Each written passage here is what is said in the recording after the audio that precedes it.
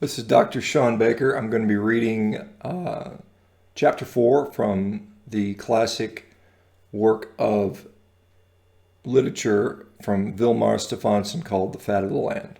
Okay, Chapter 4, The Laboratory Check.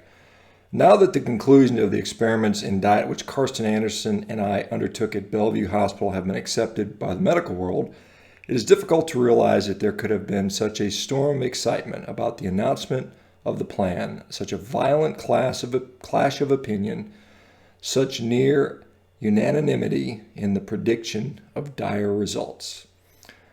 The feeling that decisive control tests were needed began to spread after I told one of the scientific heads of the Food Administration in 1918 that I had lived for an aggregate of more than 5 years with enjoyment on just meat and water. A turning point came in 1930 when I had an hour for explaining a meat regimen to the physicians and staff of the Mayo Clinic. The concluding phase began in 1928 when Mr. Anderson and I entered the dietetic ward of Bellevue Hospital to give modern science what appeared to have been the first chance in its history to observe human subjects while they lived through the chill of winter and the heat of summer for 12 months on an exclusive meat diet. We were to do it under conditions of ordinary city life. At the beginning of our northern work of 1906, as was said a few pages back, it was the accepted view among doctors and dietitians that man cannot live on meat alone. They believed specifically that a group of serious diseases were either caused directly by meat or preventable only by vegetables.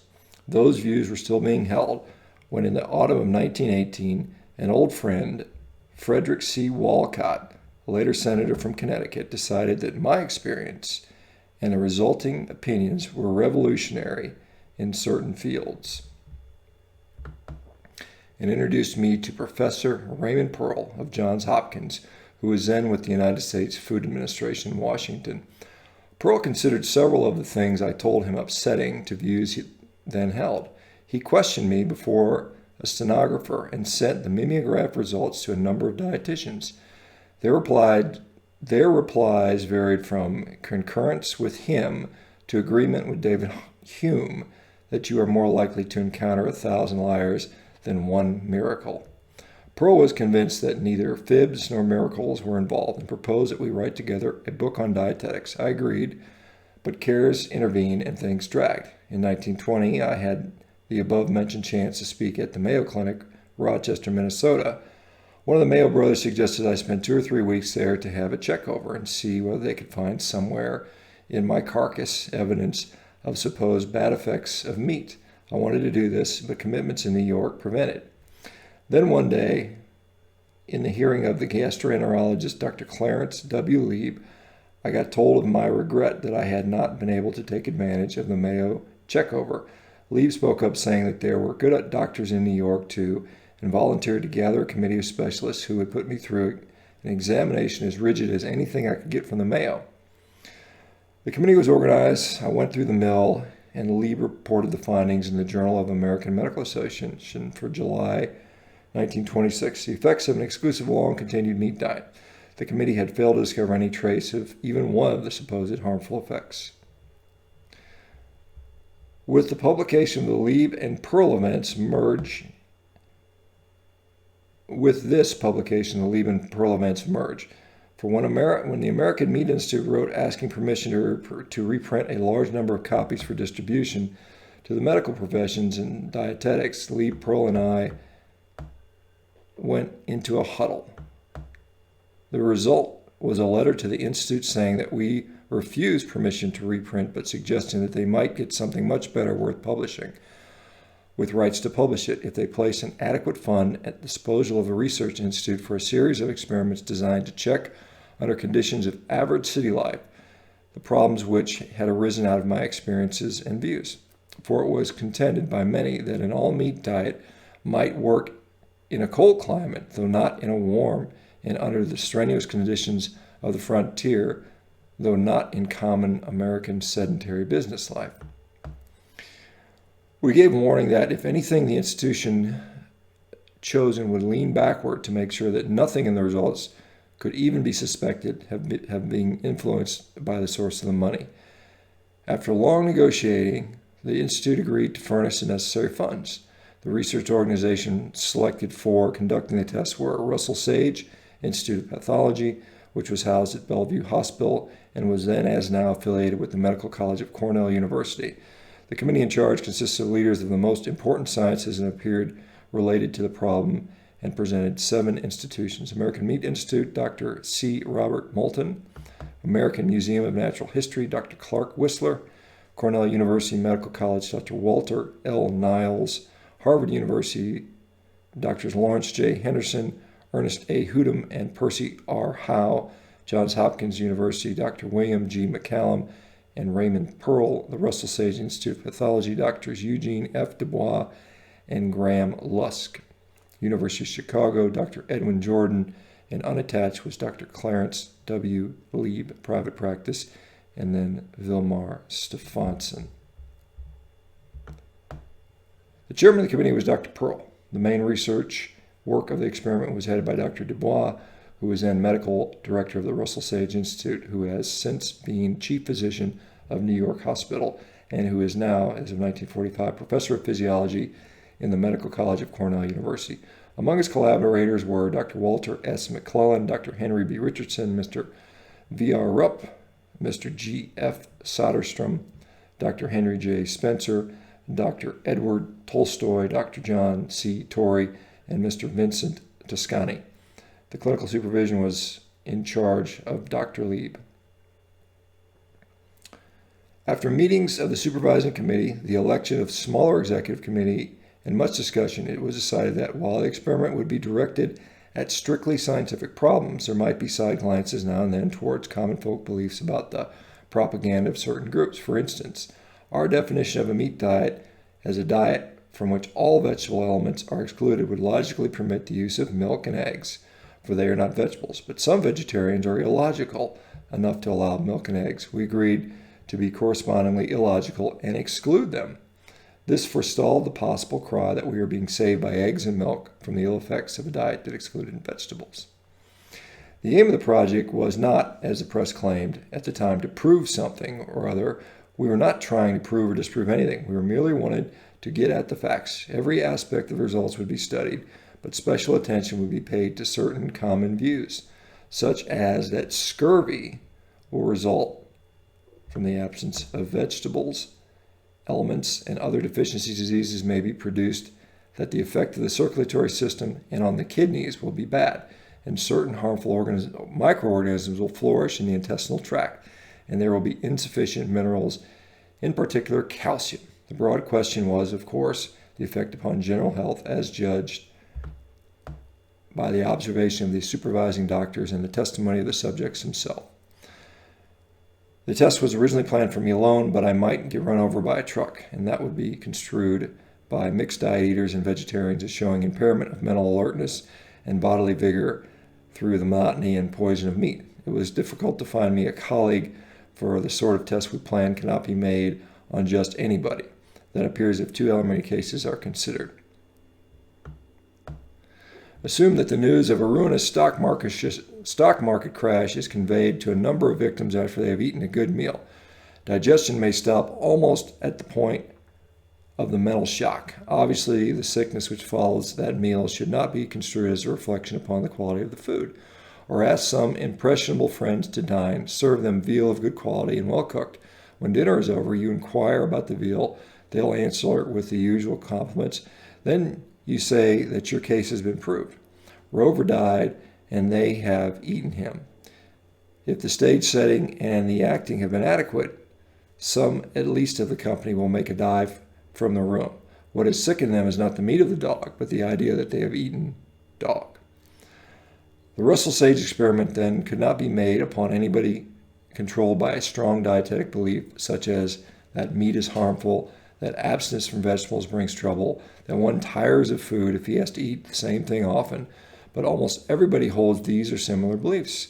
So we were practically compelled to choose subjects from members of one of my expeditions that they were the only living Europeans we knew who had used exclusively meat long enough to eliminate completely the mental hazards. One man, fortunately, was available. He was Karsten Anderson, a young Dane who had been a member of my third expedition. During that time, he had lived in aggregate more than a year on strictly meat and water, suffering no ill result, and in fact being on one occasion cured by an exclusive meat regimen from scurvy, which he had contracted on a mixed diet. Moreover, he knew from experience of a dozen of his colleagues on the expedition that his healthful enjoyment of the exclusive meat diet was not peculiar to himself, but common to all those who had tried it, including members of 3 races, as had been said: ordinary whites, Cape Verde Islanders, and South Sea Islanders. But there were other things that made Anderson particularly suitable. Through several years, he had been working on his own in a Florida orange grove, spending practically every day outdoors, lightly clad, and enjoying the benefits such as they are of a subtropical sunlight in the mental and physical environment that he had naturally been on, a diet heavy in vegetable elements, and had suffered constantly from head colds. His hair was thinning steadily, and he had developed a condition involving intestinal toxemia, such as would ordinarily cause a doctor to look serious and pronounce, "You might go light on meat, or I am afraid you'll have to cut out meat entirely." We could find no one but Anderson whose mind would leave his body unhandicapped. So in January of 1928, the test began with the 2 of us. It was under the charge of Dr. Dubois and his staff at the dietetic ward of Bellevue Hospital in New York City. A storm of protests from friends broke upon us when the press announced that we were entering Bellevue. These were based mainly upon the newspaper report that we were going to eat our meat raw, and a belief that we were using lean meat exclusively. The first was just a false rumor. The trouble under the second head was linguistic. Eating meat raw, our friends' course, would make us social outcasts. It is proper to serve oysters raw and clams in the United States, herring raw in Norway, several kinds of fish raw in Japan, and beef raw almost anywhere in the world, if only you change the name and call it rare. The fashion of giving raw meat to infants was spreading, but we were babes neither in years nor stature and could not take advantage of that dispensation. The answer to the raw meat scare was an explanation of a basic procedure of our test. Anderson and I were to select our food by palate, so long as it was meat, and we were to decide for ourselves how far each meal was to be cooked. It proved that usually he leaned to medium cooking and I to well done. The linguistic trouble came from a recent change of American usage. In Elizabethan English, meat was any kind of food, as an expression, meat and drink. In modern England, this is narrowed down to what is implied in the rhyme about Jack Sprat eating no fat and his wife no lean. Although they both ate meat, in the United States, meat in the last few years has become synonymous for lean. The meaning became even narrower, as when somebody, usually a woman, tells you that she's strictly forbidden by her fishing to touch meat, but she is permitted all the chicken she wants and an occasional lamb chop. To that woman, meat signifies lean beef. Linguistically, then, we pacified our friends by references to Mr. and Mrs. Sprat. Our diet would be meat in the English sense. We were going to live under modern conditions on food of our more or less remote ancestors. The food, too, of certain complementary primitive hunters. During our first 3 weeks in Bellevue Hospital, we were fed measured quantities of what might be called a standard mixed diet: fruits, cereals, bacon, eggs, that sort of thing for breakfast, meat, vegetables, including fruit for lunch and dinner. During this time, various specialists examined us from practically every angle that seemed pertinent. Most tedious, and let us hope correspondingly valuable, were the calorimeter studies. With no food since the evening before, we would go in the late morning to the calorimeter room and sit quiet for an hour to get over the physiological effects of having perhaps walked up a single flight of stairs. Then we slid into calorimeters, which were like big coffins with glass sides, and everybody waited around an hour or so until we were over the disturbance of having slid in. The box was now closed up, and for 3 hours we lay there nearly motionless as we could, while a core of scientists visible through the glass puttered about and studied our physiological processes. We were not allowed to read. We were cautioned even against thinking about anything particularly pleasant or particularly disagreeable, for thoughts and feelings, heat or cool, you speed things up or slow them down. Play hob generally with normal processes. Dr. Dubois told of a calorimeter test ruined by mental disturbance. A nervous Romanian had developed an intense dislike for a fellow patient named Kelly. During the second hour of the experiment that had been going very well, Max caught a glimpse of the hated Kelly through the window. This raised his metabolism 10% during that whole hour.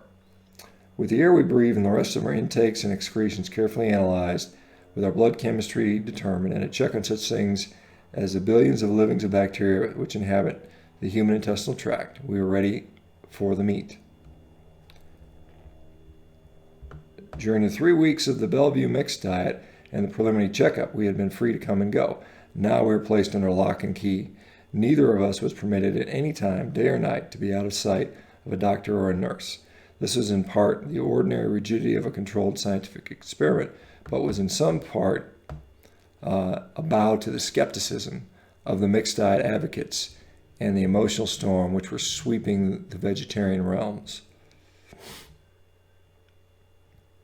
Nor was the skepticism and excitement all newspaper talk. One of the leading European authorities, Dr. M.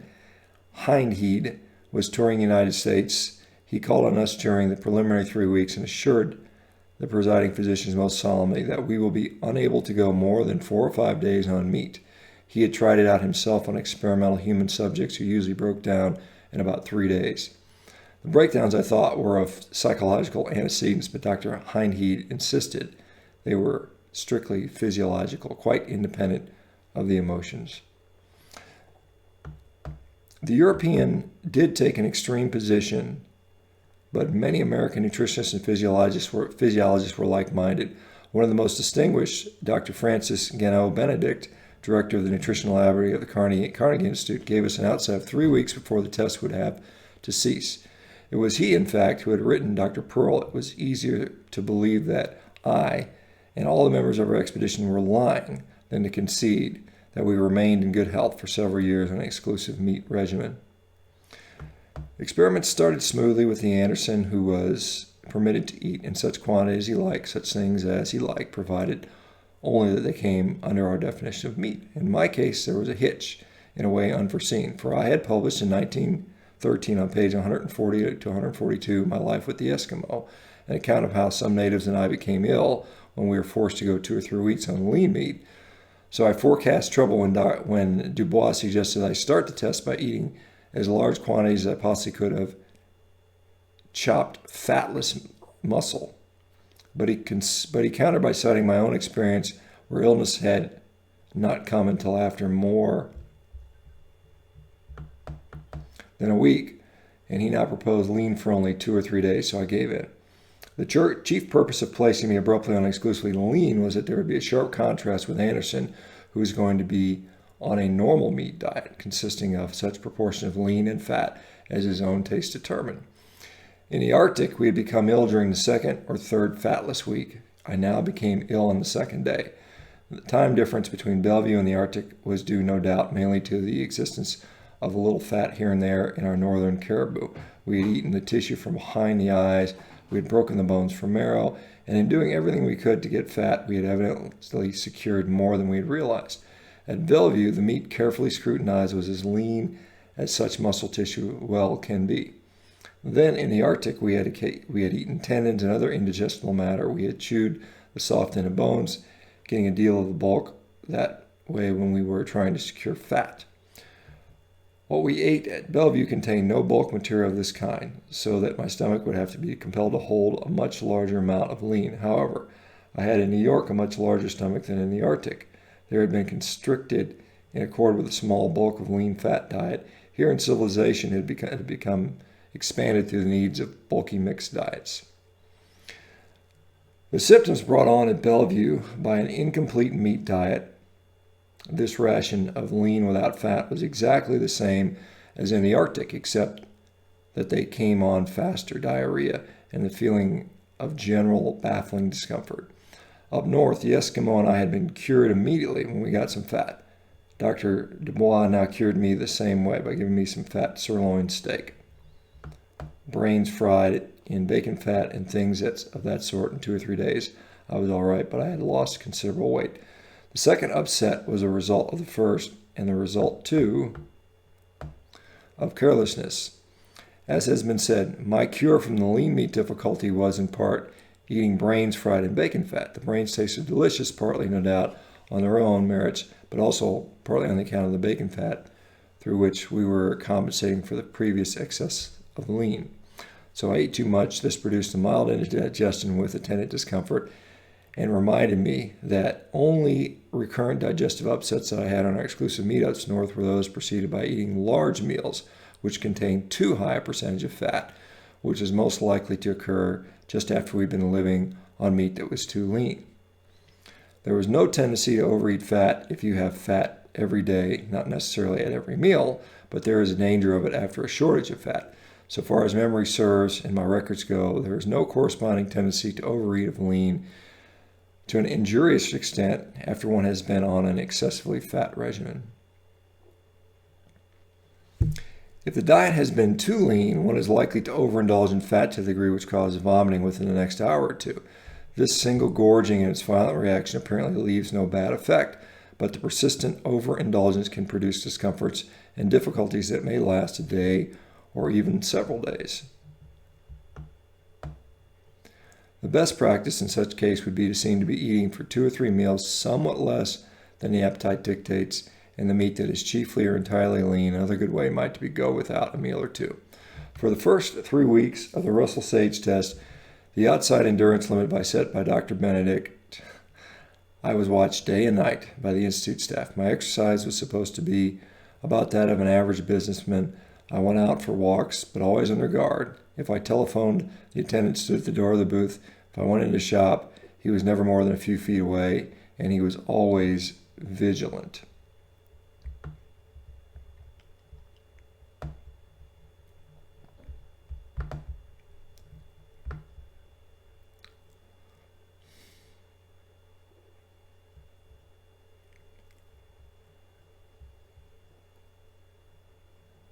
As Dubois explained, and as I knew in advance, this was not because the staff were suspicious of me, but rather because they wanted to be able to say that they knew of their own knowledge my complete abstinence from all solids and liquids except those which I received in Bellevue, and which I ate and drank under the watch of all attendants. But my affairs this year demanded that I travel widely through the United States and Canada. This was an added reason why Anderson had been secured for the experiment. When after 3 weeks they had put me on kind of a parole, they retained him under lock and key for a total of something more than 90 days. Thus, in a way, the supreme test, or at least the one best certified, was made on Anderson, not on me. Those who had believed that the meat diet would lead to death had set anything from 4 to 15 days, the point where Dr. Lieb, as clinical supervisor, would have to call a halt in view of danger of the subjects. Even those who expected only a slow breakdown and impaired health merely had placed the appearance of the dreaded symptoms well before 30 days. In any case, Anderson reported back to the hospital constantly after he left it and whenever I was in town. After my 3 weeks and Anderson's 13, and with the constant analysis of excretions and blood when we came back to the hospital for checkups, the doctors felt certain that they would catch us at it if we broke diet. Moreover, long before 13 weeks ended, they had satisfied themselves that Anderson had no longing for fruits or other vegetable materials, and therefore no motive for breach of contract. During the early summer, towards the middle of our experiment, both of us were living in New York City and eating mainly in restaurants, though there were a few home-cooked meals. At restaurants, we looked over the menu each time in the way of a regular customer and selected whatever appealed to us. Our belief was that no theory of what to select would be as safe a guide to our health as our unbiased cravings. We sometimes had difficulty, however, getting what we wanted in restaurants. I remember, for instance, a meal at the Commodore Hotel one day when I had a strong feeling that I would rather have mutton fat than bacon. I told the waiter in words of one syllable, with pauses between them, that I wanted chops from which the fat had not been trimmed. He assured me that my chops would come just as I had ordered them, but when they came, they had been Frenched. There was scarcely a visible trace of fat. Now I called a head waiter or captain and was assured that next time the chops would be right. He may have given the correct order to the waiter, but I got the same kind of French chops once more. My time was up, and I had to eat bacon with those chops after all. A philosophic steward of the railway diner gave me his theory on why I had so much trouble getting the fat I ordered with my lean. He said that when a customer speaks of fat to a waiter, it is nearly always to specify that it must be removed, or in the case of bacon, that it should be fried to crisp. There he was considered at least 25% chance that the waiter would remember when he got back to the kitchen was that the customer said something about fat, and naturally this would be that it should be removed. And there was another 25% chance that even if the waiter said the right thing, the cook would get it wrong, for he is used to no commandments on fat except those of prohibition. Occasionally, when I was in a hotel that prided itself on serving anything that a customer wanted in the style which he desired, I would inquire whether I could get beef or other meat broth free from vegetable contamination. In most cases, this proved impossible except upon a very long wait or an order in advance. In a few cases, they tried to put over on me broth, which I found on investigation really had one sort or other of vegetable taint. Our regimen permitted ordering grilled chicken in a restaurant, but not fried, because the frying might be in butter or even in olive oil. The oil would have been a major pollution of our diet, being of vegetable origin. The butter would have been only a technical infringement, for as it's been said, we were really within our rights if we ate butter. It is not directly a vegetable product and was omitted from our diet merely because we did not want to give a foothold to those vegetarians who exempt milk and its products from damnation. Naturally, chicken Maryland was forbidden, along with breaded chops and things of that sort. Something near to an exception in this class of milk products, and eggs was arrived by our authorities in view of the need for extensive traveling. It would happen in small towns that I'd have to get a train at, say, 2 in the morning and wait around the station till 5 or 6 for my connection. Usually there would be in the neighborhood a restaurant of the wagon type. They would have puffed rice, cornflakes, and many other things that were strictly forbidden to me. There might remain only such mildly taboo things as bacon and eggs. In such case, perhaps a dozen times a year. In a few analogous cases, I did eat eggs. But there were periods of several months at a time which I did not touch an egg or anything under that classification. My colleague Anderson was immaculate. He did not have to travel and was never under the necessity any more than he was under the inclination of using eggs or butter. He never tasted eggs, milk, or milk products a whole year. Meals that were amusing to me and difficult for my host came now and then when I was invited out to dinner. I told them that what I really preferred was just one thing to a meal: a big sirloin steak, several lamb chops with fat on them, and a dish of boiled mutton ribs or something of the sort. I preferred the meat boiled, partly for its own taste, but largely because I couldn't have the hot broth for drink instead of just cold water. But I found that the plain meal of one article gave many a hostess such distress that it seemed worthwhile to devise a plan of alleviation. Finally, we arrived at a course of dinner which might go something like this: hors d'oeuvres, caviar served on slices of white chicken breast, each about the size and thickness of a 50-cent piece. Soup, bone broth made by boiling meat, in some cases bone. Fish, any kind of fish baked or boiled, if fried, then in bacon fat. The entree, lamb chops. Most hostesses prefer to garnish with bacon. Dessert, gelatin, solely of meat origin and made according to a recipe which I got a hold of somewhere. Demitasse. It seemed to please the hostess that I was permitted to drink Mac coffee. The permission was given by our supervising committee because there had been carried through some time before extensive research, I think at the University of Rochester, which showed that black coffee and black tea contain no appreciable vitamin C, and those who expected our experiment to fail were counting heavily on our development of scurvy. The simple formula then current being that meat is deficient in vitamin C, needed to prevent scurvy. It happens, however, that I never liked coffee without sugar, which I was forbidden, nor did I ever get used to saccharin. I don't think I often drink more at these formal dinners than half of a small after-dinner cup. The coffee was therefore primarily for the sake of my hostess. As long as they could serve it, they did not usually seem to mind whether I drank it or not.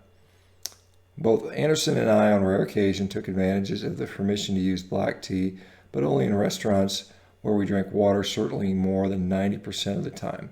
For the summer, Anderson and I took a small house near Croton, New York, and did our own cooking. Our chief motive for home cooking was to get a mutton, beef, or chicken broth in which we have confidence, which we liked after many years of having used caribou and seal broth in the Arctic.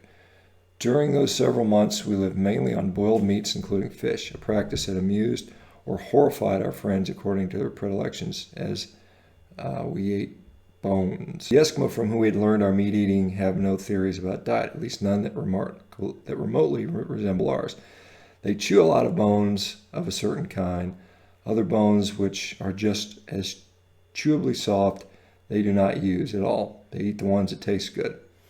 The bones not chewed by Eskimos are ones of the blubber-carrying sea mammals: seal, walrus, whale, polar bear.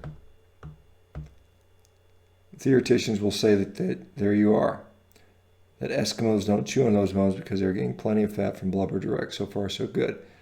They do certainly get plenty of fat.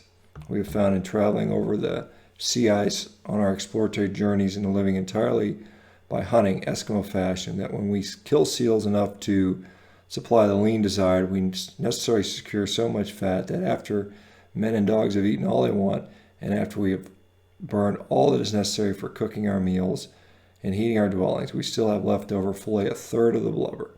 If you were to follow our trail as polar bears sometimes do, you'd find a little heap of blubber at every third or fourth campsite.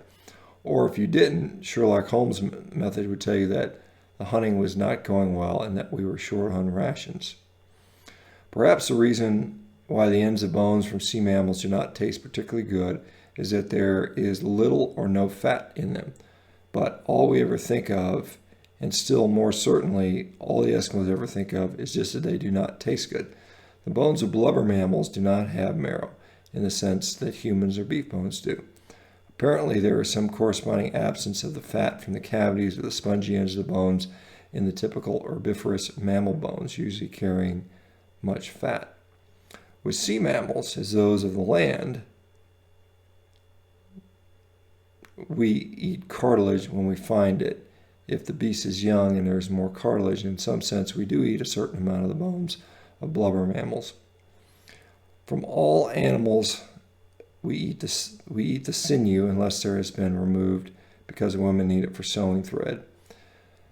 The tendon of the Achilles in northern mammals or animals from the gigantic moose down is eaten as something of a delicacy, either cooked or raw. In neither case is it chewed. It is cut into bits and slid down easier, swallowed one after another, eating just a few bites and rolls around to cover them with saliva. These tendons have little taste, but still one feels inclined to eat them. When fat hungry, we eat not only the soft ends of all bones of grazing mammals and birds, but also the whole of each bone, which is readily chewable. About all that would not be eating from a ptarmigan would be the shafts of long bones.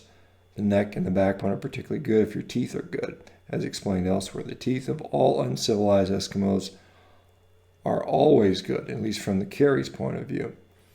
In New York City during the Russell Sage test and at Croton, we ate a lot of bones. We cleaned up a broiled spring chicken as completely as an Eskimo would a ptarmigan. We selected portions of other animals at the butcher, chopped somewhat with reference to the chewability of the bones, which taste as good in New York as they ever had up north.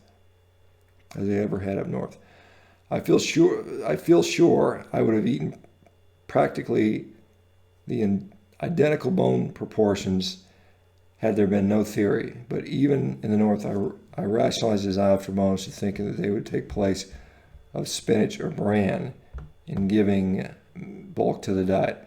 It is written by many nutritionists and physiologists that Eskimos get the necessary calcium by chewing bones. Their skeletons, as studied in our museum, indicate plentiful calcium supply, and I first heard that their calcium was derived from bone chewing. It struck me as reasonable. There had certainly been no sign of calcium deficiency after 10 Arctic years, about half of which were exclusively on meat and the other half on a preponderance of meat. And I could remember thinking back that I had chewed a great many bones. Now, I were somewhat fearing that I may have given written adherence to the calcium from chewed bones theory, but take some comfort in the fact that I have yet to been able to discover in this in my printed writings, for I feel now a flaw in the argument, serious if not fatal to it.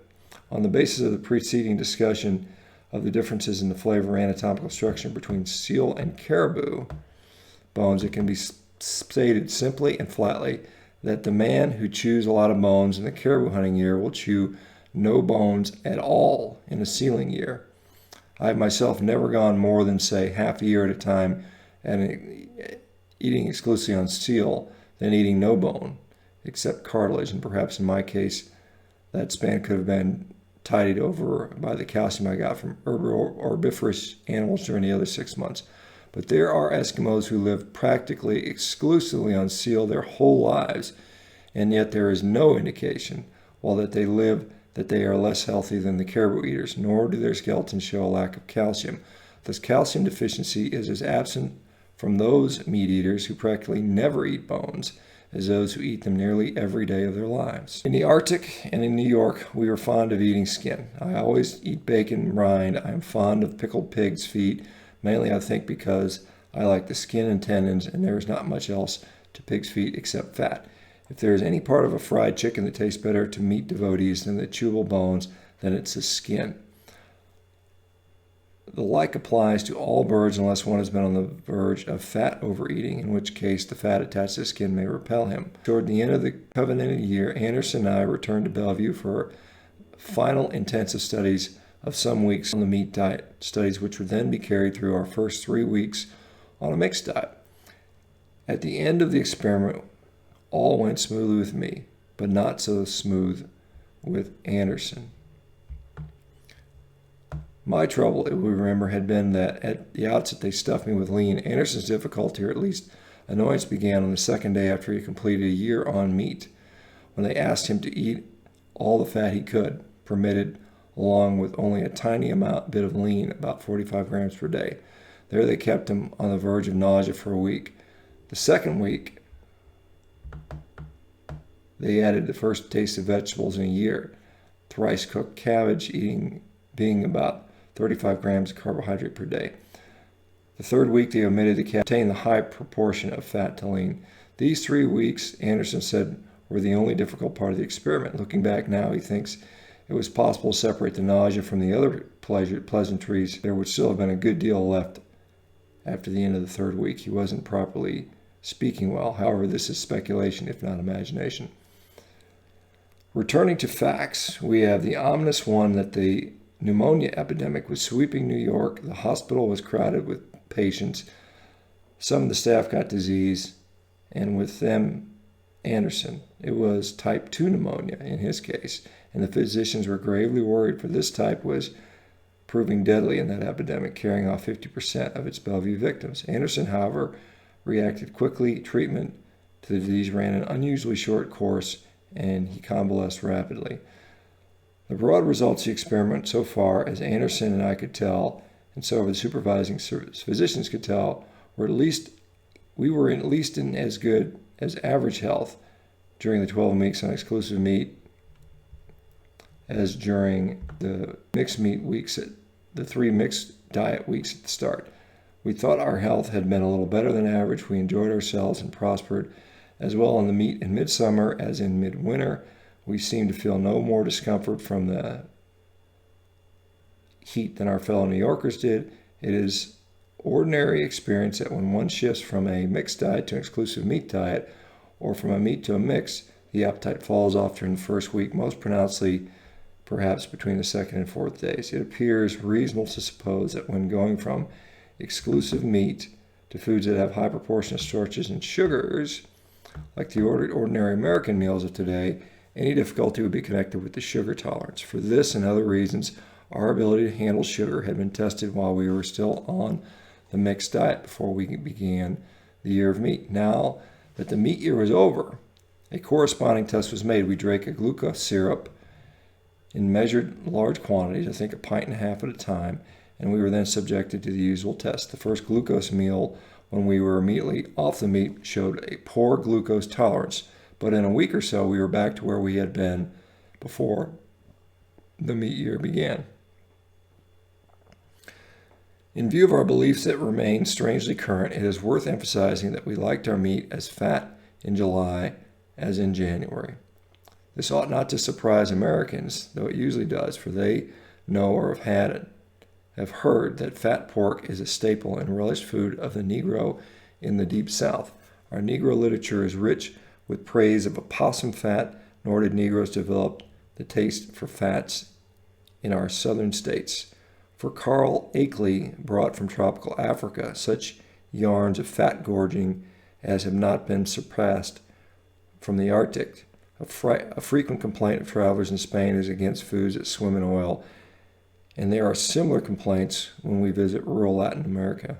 In Puerto Rico, cracklings are sold like candy, so we really know that when we stop to think, man, if not many tropical people like greasy, we really know that when we stop to think that many, if not most tropical people like greasy food. I return to this topic later in the chapter Living on the Fat of the Land. Parallel to and as strange as the current view that one does not like fat foods in hot weather is the other belief that the largest meat consumption is in cold countries. True, the 100%ers are way up north.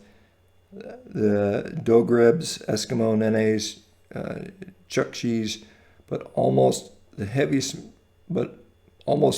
meat eaters who speak English are the Australians, tropical and subtropical. While the nearest approach to an exclusive meat diet among people of European stock is perhaps in tropical Argentina, where the cowboys live on beef and mate. They like their meat fat, so an Argentinian in New York tells me, will threaten to quit work, or at least did 40 years ago, if you attempted to feed them any considerable part on cereals, greens, and fruits. There are doubtless few men elsewhere, perhaps none, who will go to the extremes of the Eskimo, as I found them in the middle north coast of North America, and as others have reported them from a few more northerly districts, where they consider that roots and berries are not food but substitutes for food, things that are eaten in foolery or in a time of starvation, but appears common and has been found all over the world in all ages that meat is considered the superior food, vegetables inferior or secondary. Carl Lumholtz reported after living with the natives of tropical northern Australia that they ate nothing vegetable if meat was on hand.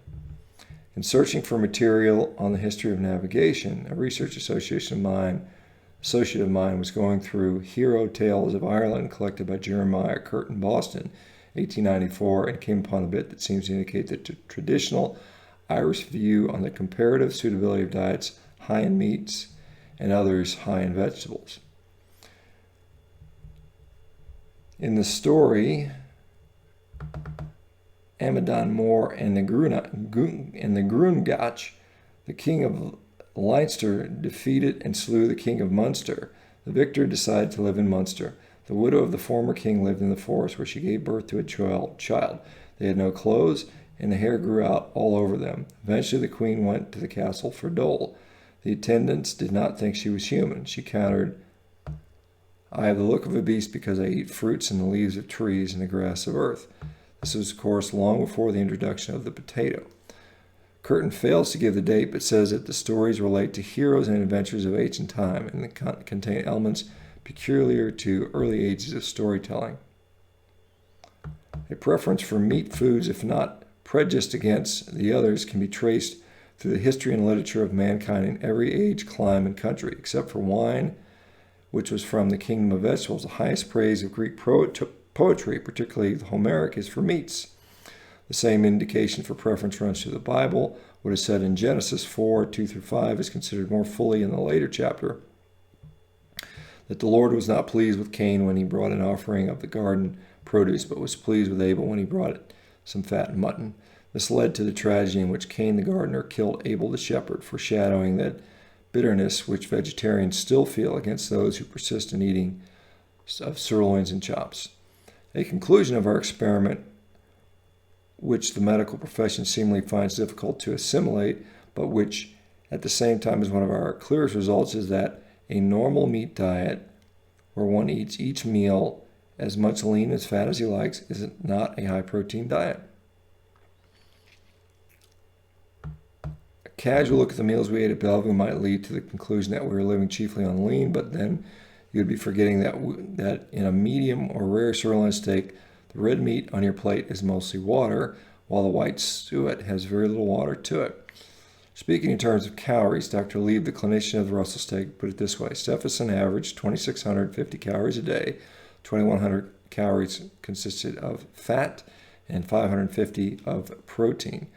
Anderson averaged about 2,620 calories a day, 2,110 calories consisting of fat, 510 of protein.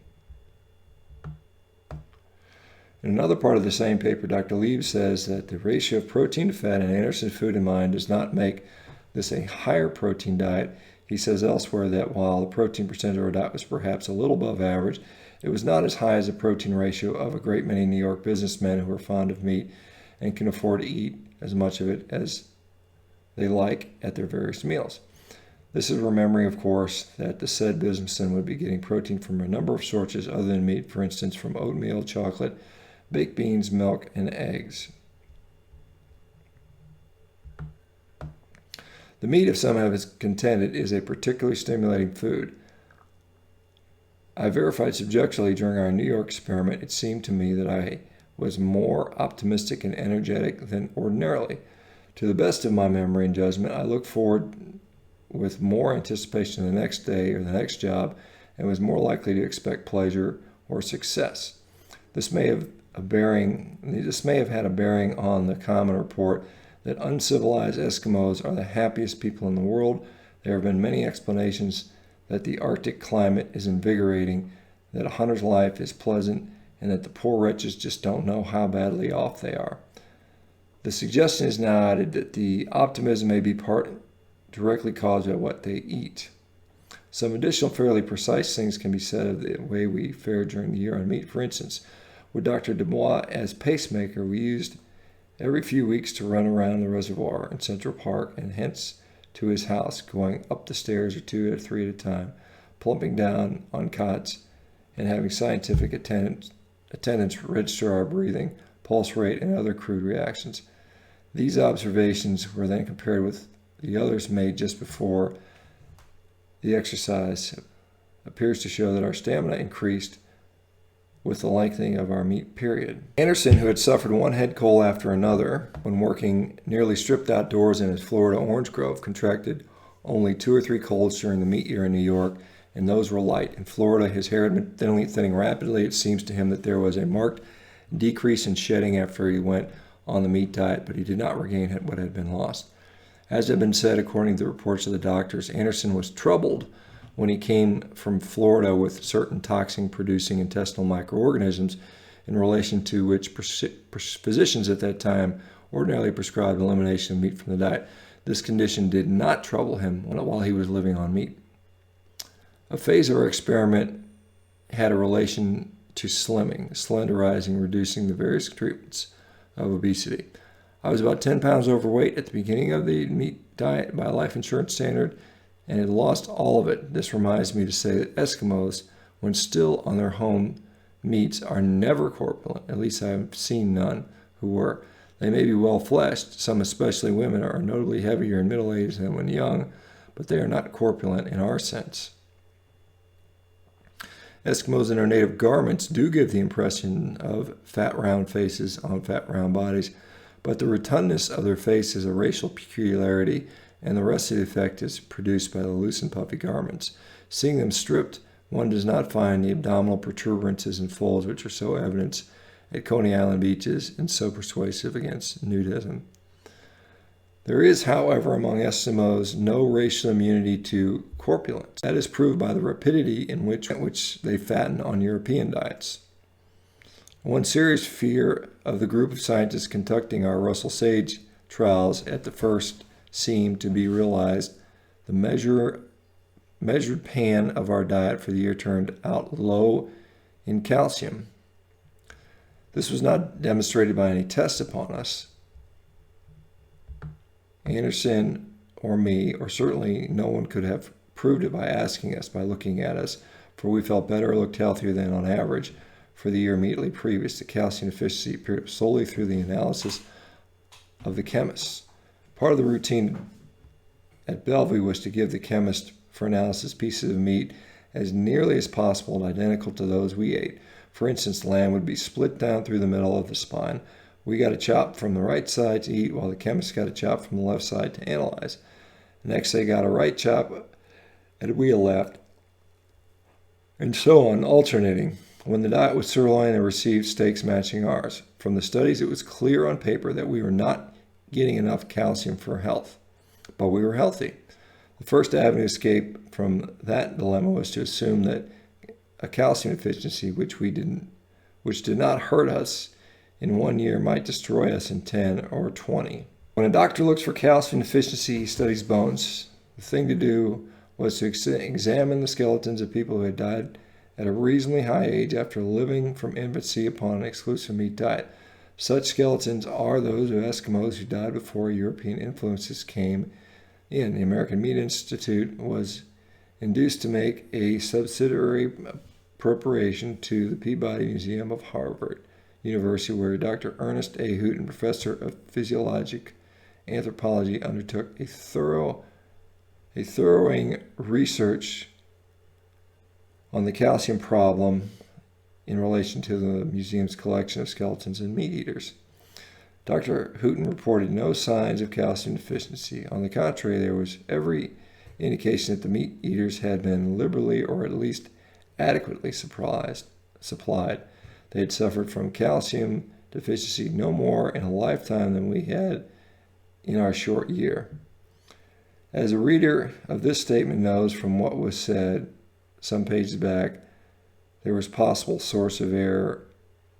Bones in a diet would be a patent source of calcium, and Eskimos eat many while others eat few or none. We had not eaten them appreciably at Bellevue when our diet was being measured, for it did not occur to us to eat bones. We had no cravings for them, and at that stage, no concern about them. But when we began to do our own cooking and eat in restaurants, the lamb ribs we boiled at home and the young broiler chickens we ate at restaurants led us naturally back to the Eskimos and our habit of 4 years and eating of the bones. It was just chewable. Our technical supervisors at Bellevue did not realize this. Our technical supervisors in Bellevue did not realize this access of bone devouring after we left the hospital, and we did not realize the importance of telling him. When towards the end of the experiment, the talk grew more insistent that calcium was lacking in the measured diet, it seemed best to me not to try to talk them out of their worries, but rather to encourage them to favor an independent skeletal study. The one was mentioned, which was carried out by Professor Houghton.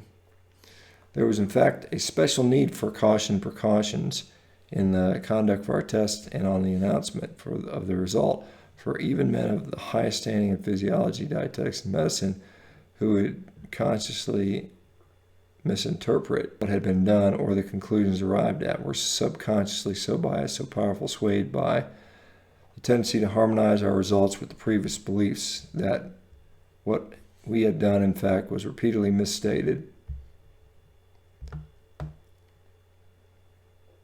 or conclusions misinterpreted in textbooks, professional books, or leading journals.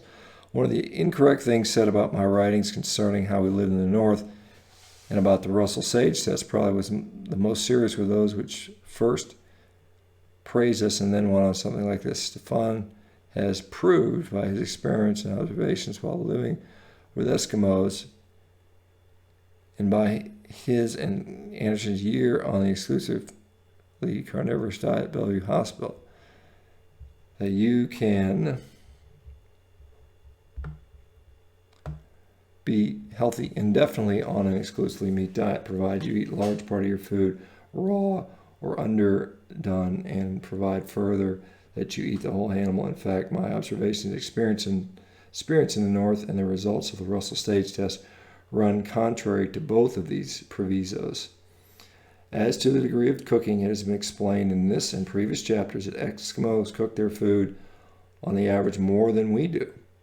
And it has also been stated that this chapter that during the Bellevue years, Carson's and I ate little food that was raw or underdone, but instead that Anderson intended to eat his food medium done and I well done. However, my well done is not to be interpreted to mean cooked to pieces like a New England boiled dinner. With us, it is meant to be that the heart of each piece was slightly pink, about what restaurants speak of as medium well in relation to a sirloin. It is significant that the northerly forest Indians, as of late when I lived with the Dogribs, Lascaux, and other northern groups in the period of 1906 to 1914, still had that horror of underdone raw meat, which had given the Crees reason to apply the contemptuous term Eskimo, eater of raw meat, to their more northerly neighbors. Since 1914, I am told that white man's idea of how to cook steaks and roasts has made headway.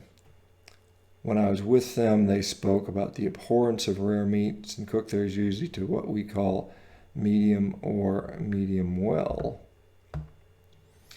Except for a few weeks in the summer, they were around the trading posts. These Indians were as exclusive meat eaters as the Eskimos did. However, sometimes eat intestines that had a little vegetable material in them, whereas the Eskimos usually, in my experience, always gave these to the dogs.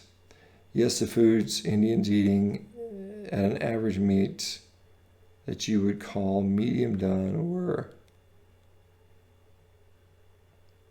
free from scurvy, as the Eskimos completely free, except for a few who worked for white men and ate their food and then developed scurvy like whites. The second proviso, that you must eat the whole beast, has in my experience and observation still less foundation than the first proviso, if that be possible. Both Eskimos and northern forest Indians and whites who live with them have a clear mental picture of each animal they butcher, dividing the carcass then or later so that certain parts go universally to the dog team, the rest go to the family. These divisions of carcass vary from one species of animal to another, but do not vary from within species unless slight by season. The way in which Eskimos divide, for instance, a caribou between men and dogs has been described with some detail. Here the fact is emphasized that the organ commonly spoke of as richest in vitamins, the liver, is nearly always given to the dogs, as are the sweetbreads, and indeed all things from the body cavity except heart and kidney. The kidneys are usually given to children, somewhat as if they were candy. As far as I know, the Eskimos of northern Alaska and northwest Canada and the forest Indians just to the south of them, the only condition under which they ate nearly or quite the whole caribou was at time of famine. Ceasing to give the dogs the parts which normally are theirs was that stage of famine which immediately preceded the killing and eating of the dogs themselves.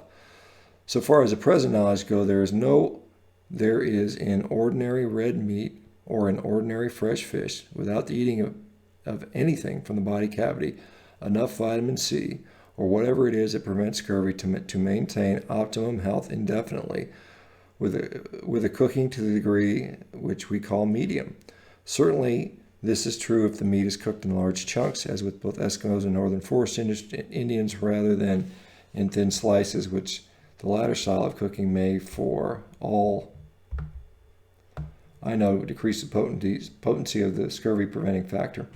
There is no intention to deny, of course, that cooking to medium will somewhat lessen the meat's anti-scorbutic value. What is to be said is that even with medium cooking, there appears to be leftover in fish, red meat, or fresh fish, an abundance, if not superabundance, of all the vitamins and all the other factors necessary for keeping a man in top form indefinitely. If results contrary to this are obtained from experiments on guinea pigs, rats, or chimpanzees, then it may be advisable to restrict the conclusions to each case to the animal from which these results were drawn. Thank you.